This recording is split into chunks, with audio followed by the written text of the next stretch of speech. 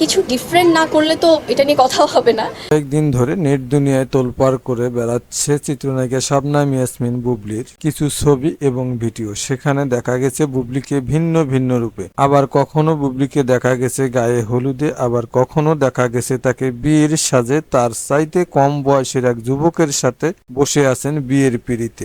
তবে কি সত্যি বুবলি আবারও বিয়ে করছেন, এমন প্রশ্ন বুবলি ভক্ত দর্শকদের মনে। আবার কেউ কেউ সেই ছবি বা ভিডিওর নিচে কমেন্টস করেছেন যে বুবলি মোটেও কাজটি ঠিক করেননি। আবার অনেকেই কমেন্ট করেছেন যে দুজনকে খুব সুন্দর মানিয়েছে।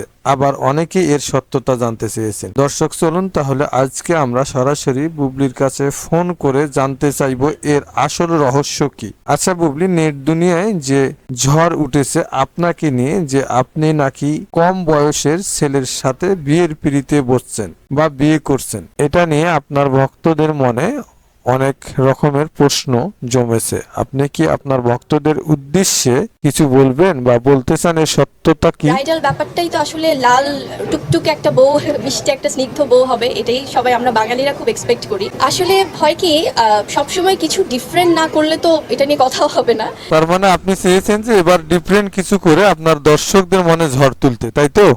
তো দেখা যায় যে আমরা আমাদের শুটের সময় আমরা জানতাম যে এটা নিয়ে হয়তো বা অনেকে খুব পজিটিভ ভাবে নিবে, আবার হয়তো বা অনেকে একটু ভাববে যে একটু ডিফারেন্ট ভাবে আলোচনা করবে। শুধু আলোচনায় নয়, আপনার এই নতুন লুকটি নিয়ে নেট দুনিয়ায় অনেক ঝড় উঠেছে।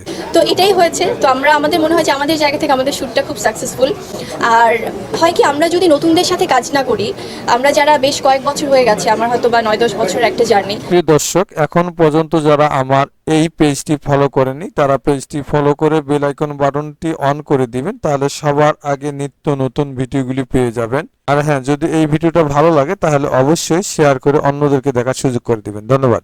তো সেখানে আমরা যদি নতুনদের সাথে কাজ না করি, একটু ডিফারেন্ট না লাগে, তো সেখানে আসলে চেঞ্জেস পাবে না দর্শকরা। তো ওইটাই আসলে করা হয়েছে, একটা এক্সপেরিমেন্টাল শুট করা হয়েছে।